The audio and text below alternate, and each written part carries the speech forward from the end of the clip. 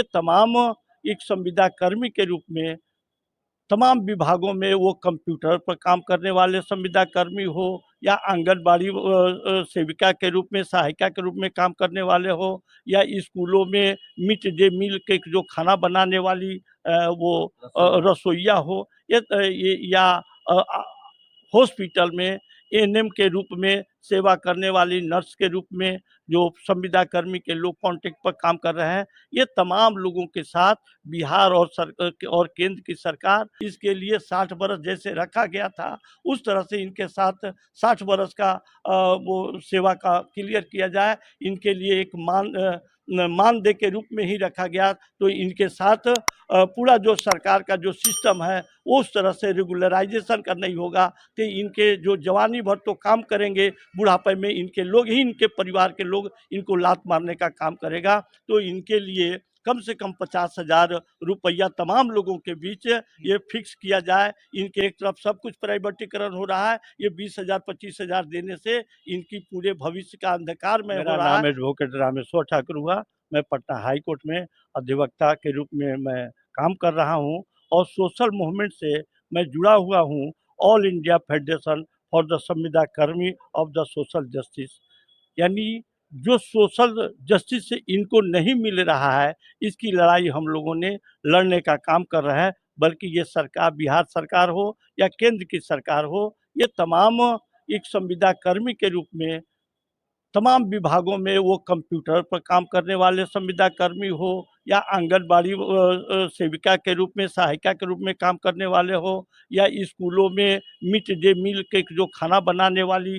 वो रसोइया हो, या हॉस्पिटल में एएनएम के रूप में सेवा करने वाली नर्स के रूप में जो संविदा कर्मी के लोग कॉन्ट्रैक्ट पर काम कर रहे हैं, ये तमाम लोगों के साथ बिहार और केंद्र की सरकार ये सौतेलेपन व्यवहार कर रही है। इनके साथ शोषण और दोहन का काम कर रही है। काम तो ले लेते हैं, संविदा कर्मी के नाम पर इनको रखा भी जा रहा है। और जैसे एक कहावत है, यूज एंड थ्रू, माने काम निकालो और इसको निकाल बाहर करो। ऐसे आए दिन पूरे बिहार में तमाम विभागों के द्वारा यही शिकायतें मिल रही है। ये तमाम लोग आंदोलन के रूप में, सामाजिक न्याय आंदोलन के तहत ये लोग उग्र होकर प्रदर्शन करने के लिए तैयार हो गए हैं, क्योंकि इनके साथ काम भी लिया जा रहा है और समय पर, जैसे आज ये पूरे भारत में दिवाली और छठ, ये बंगाल और बिहार, ये पुरानी ये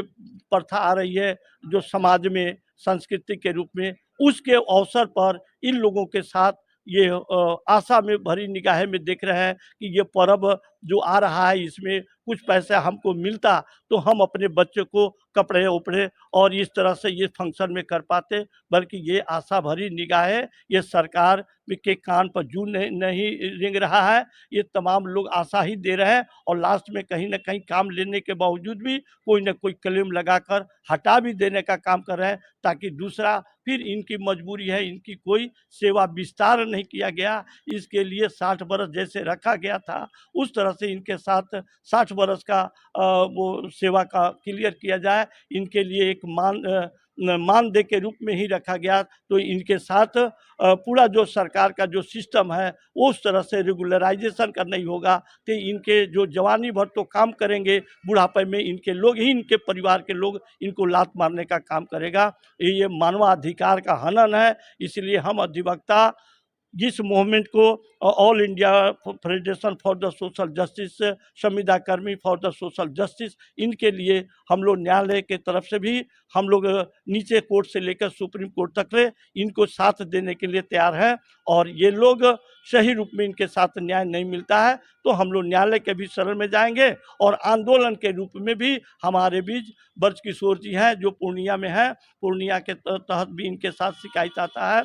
ये भी सोशल जस्टिस मूवमेंट के रूप में काम कर रहे हैं। अब इनके द्वारा भी तमाम लोगों के बीच जन जागरण का हम काम कर रहे हैं और करेंगे। समान काम समान वेतन के पॉलिसी पर बिहार सरकार को सोचना चाहिए कि ये महंगाई काफ़ी चरम सीमा पर बढ़ी है, तो इनके लिए कम से कम 50,000 रुपया तमाम लोगों के बीच ये फिक्स किया जाए इनके लिए, तभी इनके बाल बच्चों को ये पढ़ा पाएंगे। एक तरफ प्राइवेटीकरण एजुकेशन हो रहा है, एक तरफ सब कुछ प्राइवेटीकरण हो रहा है। ये 20,000 25,000 देने से इनकी पूरे भविष्य का अंधकार में हो रहा है, ताकि परिवार के बच्चे सोचते हैं कि मेरे पापा तो ऑफिस में काम कर रहे हैं, फिर भी उनके लिए एजुकेशन का फीस नहीं इकट्ठा हो पा रहा है। इसलिए सरकार को इस बात के लिए सोचना पड़ेगा, इस रेजुलेशन लाए कैबिनेट से कि इनकी कम से कम 50,000 रुपया मानदेय हो, ताकि अपने बच्चे को भी पढ़ा लिखा पाए, अपने पुराने बूढ़े बुजुर्ग माता पिता का सेवा कर पाए।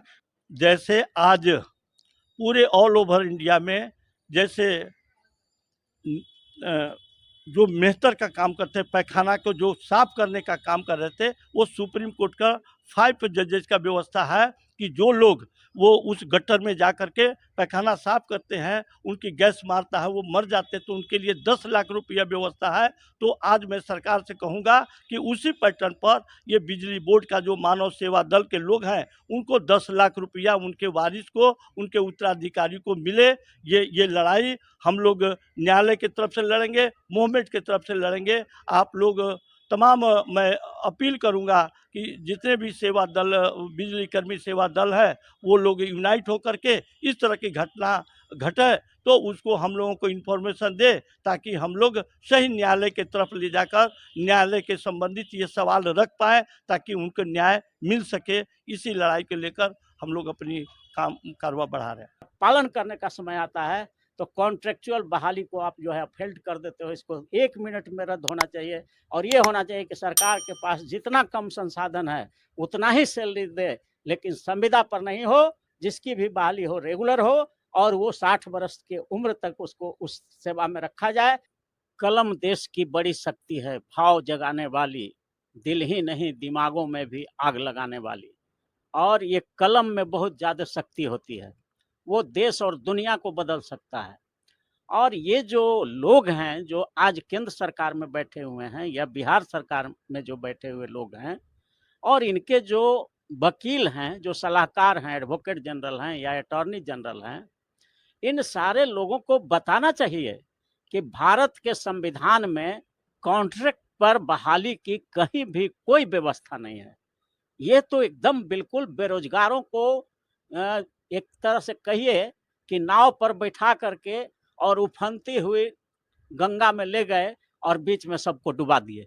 तो जो व्यक्ति, जो लड़का अपना golden period of life contract पर बहाल आप उसको करते हैं, और 10 साल 5 साल काम करता है, 3 साल 4 साल 5 साल 10 साल काम करता है, और दूध की मक्खी की तरह जब चाहते हैं उसको निकाल करके नौकरी से फेंक देते हैं, या कहिए कि बीच गंगा में नाव में ले जा करके उसका जब एज एक्सपायर हो जाता है तो एक तरह से गंगा में आप डुबा देते हैं।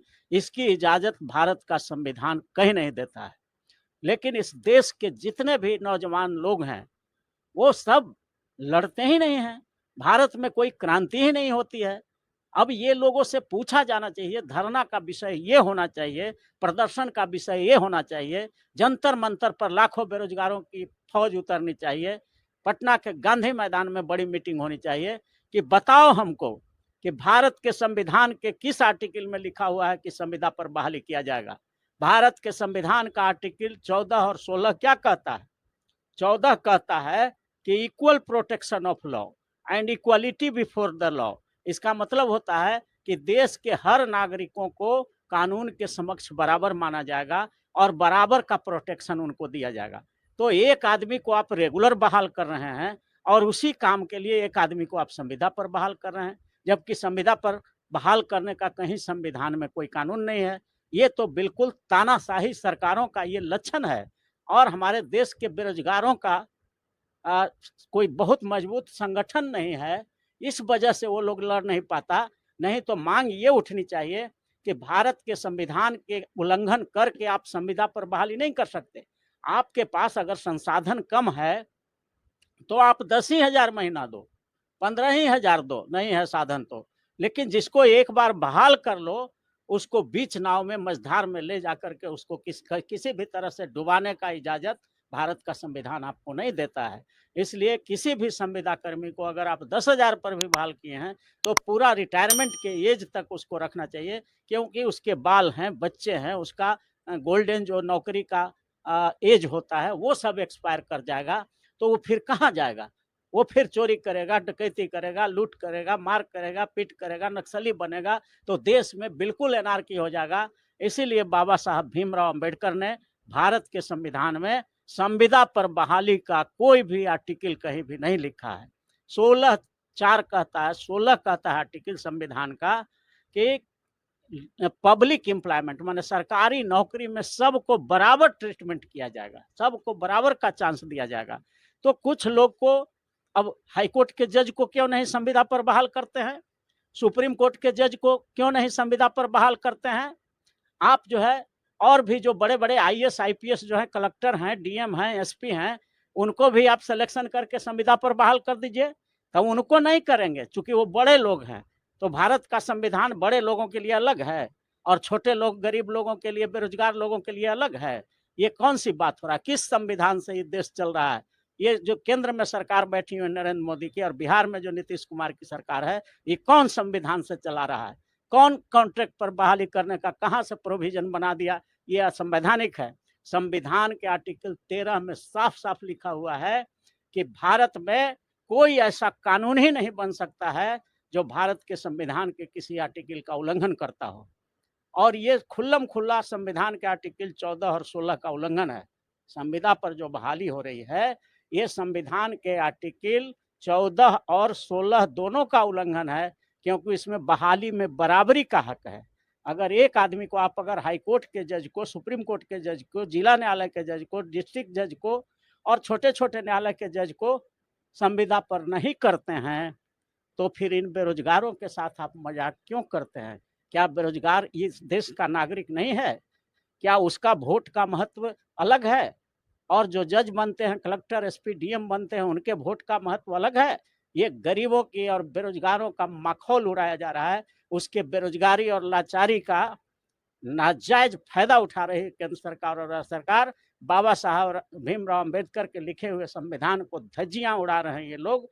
इसलिए हम मांग करते हैं भारत के राष्ट्रपति से, प्रधानमंत्री से, भारत के मुख्य न्यायाधीश और हर राज्यों के मुख्य न्यायाधीश और मुख्यमंत्रियों से मांग करते हैं कि आप जब बनते हो तो कहते हो कि संविधान के अनुसार काम करेंगे, शपथ लेते हो, खुलेआम जनता के बीच पार्लियामेंट में, सुप्रीम कोर्ट में, हाई कोर्ट में शपथ लेते हो कि संविधान के अनुरूप काम करेंगे, और जब संविधान का पालन करने का समय आता है तो कॉन्ट्रेक्चुअल बहाली को आप जो है फेल्ड कर देते हो। इसको 1 मिनट में रद्द होना चाहिए और ये होना चाहिए कि सरकार के पास जितना कम संसाधन है उतना ही सैलरी दे, लेकिन संविदा पर नहीं हो। जिसकी भी बहाली हो रेगुलर हो और वो 60 वर्ष की उम्र तक उसको उस सेवा में रखा जाए, ताकि उसके बाल बच्चे को स्वास्थ्य, शिक्षा, पढ़ाई लिखाई, दवाई, ये सब कम से कम 60 वर्ष तक, जब तक कि उनके बाल बच्चे बालिग और कमाने लायक नहीं हो, तब तक मिले।